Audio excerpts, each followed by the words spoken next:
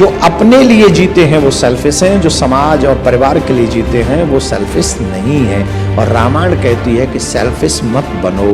संसार में तो पैसे वालों की रीझबूझ है ही, पर ये तो धर्म का स्थान है, हमको लगता है यहाँ भी पैसे वालों की ही रीझबूझ है। कोई कितना भी पैसे वाला, उसकी कोई वैल्यू नहीं है, लेकिन पैसे वाले होने के बाद समाज के लिए, धर्म के लिए, देश के लिए जो त्याग करता है, सम्मान उसका होता है। पैसा पापी संत को परस लगावे पाप, सन्यासी को दूर रखना चाहिए पैसे से। राम जी इसलिए महान है कि वो त्याग करते हैं, भरत जी इसलिए महान है वो त्याग करते हैं, लक्ष्मण जी इसलिए महान है वो त्याग करते हैं, सीता मैया इसलिए महान है क्योंकि वो त्याग करती हैं।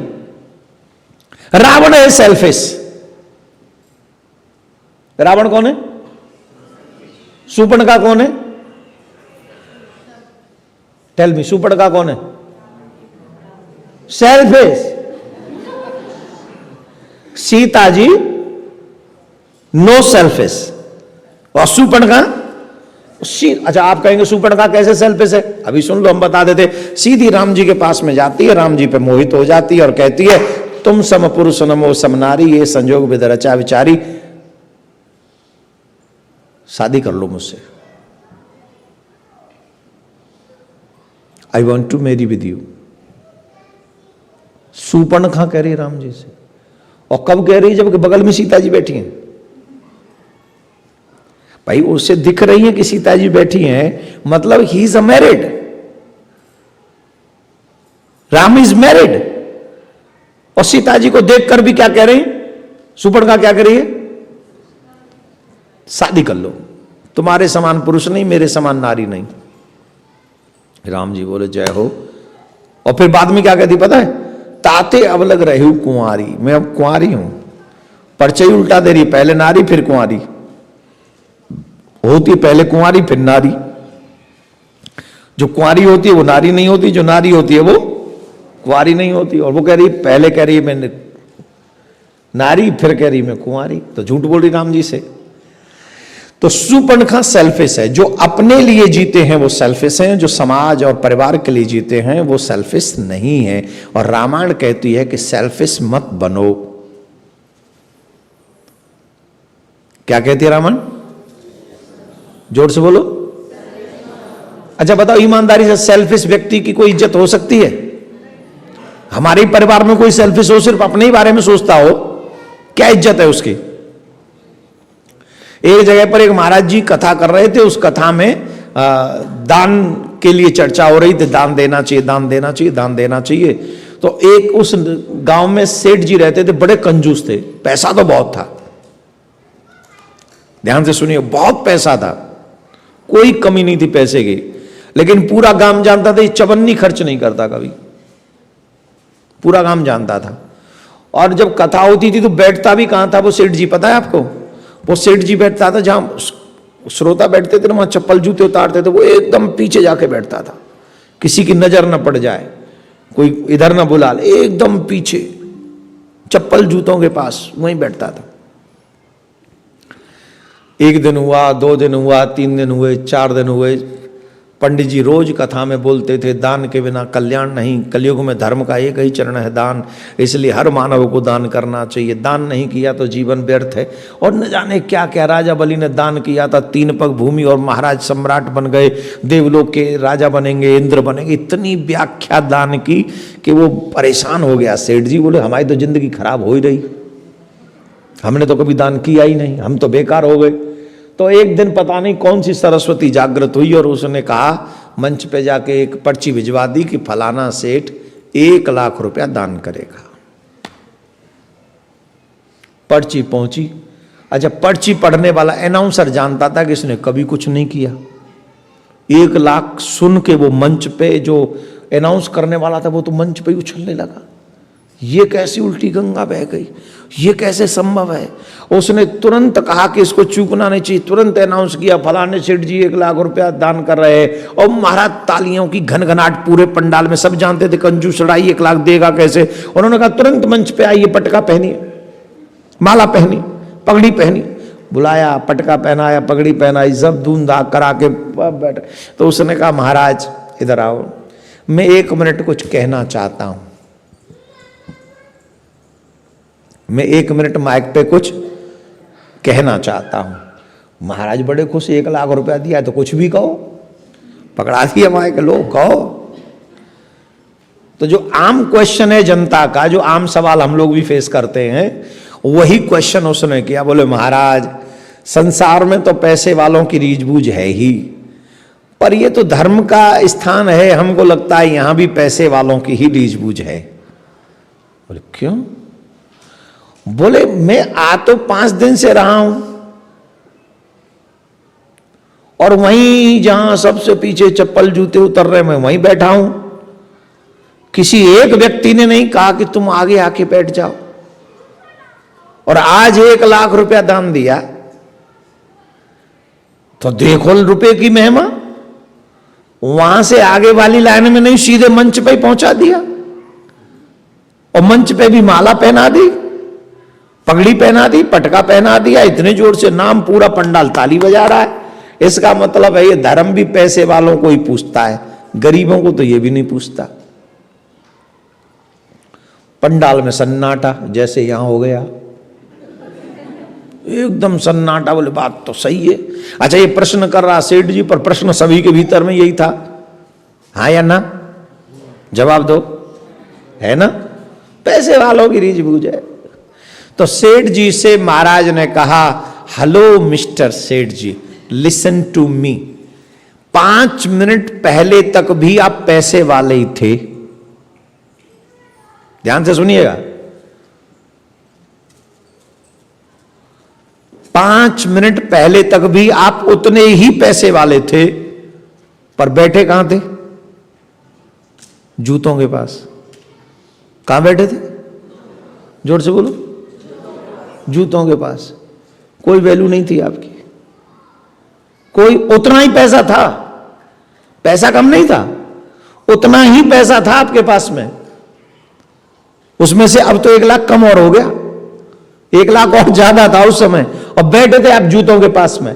आप पैसे वाले हो इसलिए मंच पे नहीं आए हो, आप पैसे वाले होकर अपने पैसे का त्याग किया, 1 लाख रुपए का त्याग किया है और धर्म पर उसको स्पेंड किया है, इसलिए आपका सम्मान हुआ है।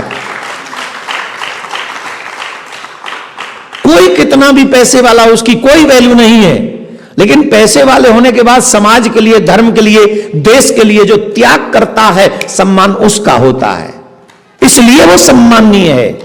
पैसे वालों की क्या कमी है? सियाटल में 1 से 1 आदमी बैठा हुआ है, नहीं है कि नहीं है? पर यहां कोई माला पहना रहा उन्हें, कोई याद कर रहा है? ईमानदारी से बताओ, कोई चबन्नी भी याद कर रहा है उनकी? तो याद किसको कर रहा है? बोले याद उसको कर रहा है जो थोड़ा भी समाज में स्पेंड कर रहा है, थोड़ा भी।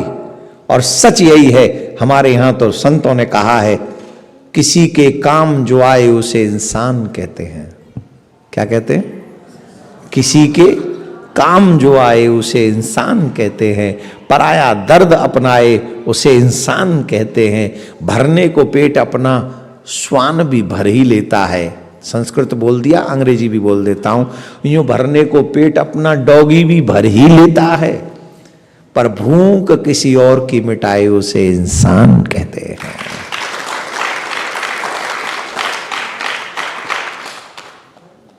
एक संत थे और एक संत के साथ, वयोवृद्ध संत थे, उनके साथ में एक चेला नया नया सन्यासी बना। और जब भी महाराज कहीं जाएं तो जो भी दक्षिणा वक्षिणा मिले, वो नया सन्यासी उनको सबसे पहले उठाए। महाराज कोई बात अच्छी न लगे और वो फिर अकेले में जाके काउंट करे। तो महाराज बोले, सन्यासी हो गए हो, शर्म नहीं आती? पैसे के प्रति इतना मोह तुम्हारा रहता है, सन्यासी हो, महात्मा हो, हैं? अरे तुम्हें दक्षिणा तो मिल ही गई है, पर इतना भी लालच किस काम का? अरे सन्यासी हो, पैसे का त्याग करो। सन्यास हो, छोड़ दिया सब, घर परिवार छोड़ दिया है। फॉर योर काइंड इन्फॉर्मेशन, मैं सन्यासी नहीं हूं, मैं एक गृहस्थी ब्राह्मण हूं। और ये हमारे समाज को ये भी समझना होगा, बाबा जी कौन है, संत कौन है, कथावाचक कौन है, धर्मगुरु कौन है, ये बात हम सबको समझनी चाहिए। हर किसी को एक ही लाठी से नहीं हाँकना चाहिए, प्लीज। हम सबको कहते थे बाबा, सब बाबा नहीं है, कुछ आबा, कुछ जाबा, कुछ बाबा। समझ गए?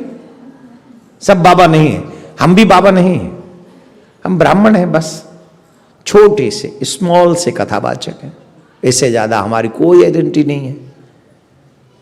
सन्यास बहुत बड़ी परंपरा है, उसके विषय में हम कुछ नहीं कहेंगे अभी। तो बोले सन्यास ले चुके हो, शर्म करो, पैसा इतना काउंट करते हो तुम। पैसा पापी संत को परस लगावे पाप, सन्यासी को दूर रखना चाहिए पैसे से। आजकल की बात नहीं कर रहे, पहले का नियम था। बोले महाराज बिना पैसे के कोई पूछता नहीं है।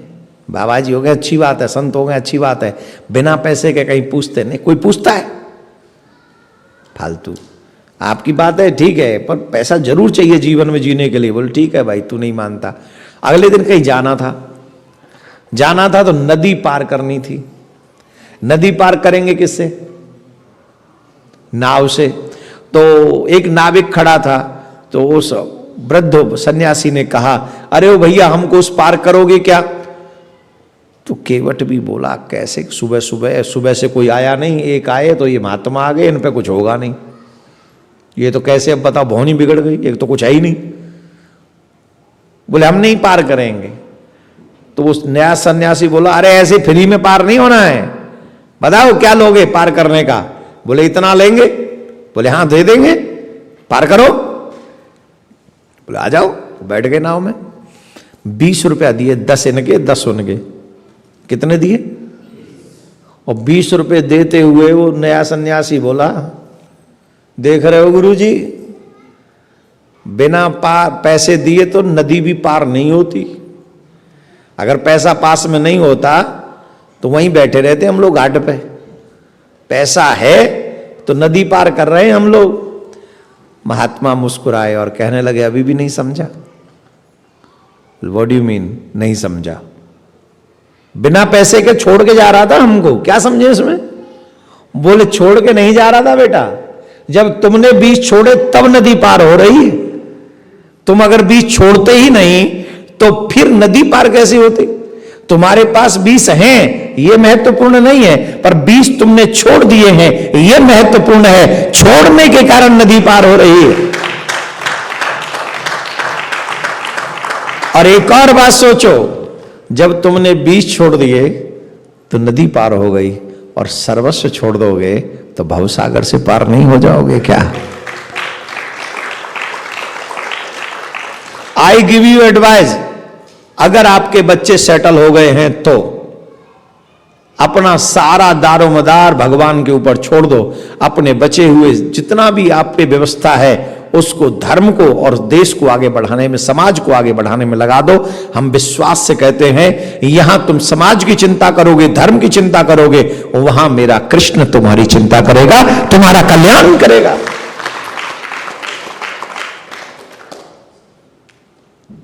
यही है, इसी को कहते हैं गिव एंड टेक सिस्टम, और giving the process of receiving.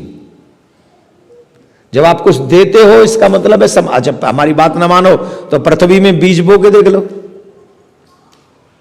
बीज बोते हैं, 1 किलो बीज बोया तो 1 किलो ही मिलेगा? नहीं, 1 मन मिलता है। और पृथ्वी कौन है? भगवान की पत्नी। और जो पत्नी का ऐसा स्वभाव है, ऐसे ही परमात्मा का स्वभाव है। तो इसलिए अपने आप को भी उसी ढर्रे पे ढालो, सेल्फिश मत बनो, सेल्फलेस वर्क करो। ठाकुर जी कृपा करेंगे ही करेंगे, इसमें संशय नहीं। हर घर में गूंजे सनातन की आवाज। वीडियो को लाइक करें, शेयर करें और चैनल को सब्सक्राइब करना ना भूलें।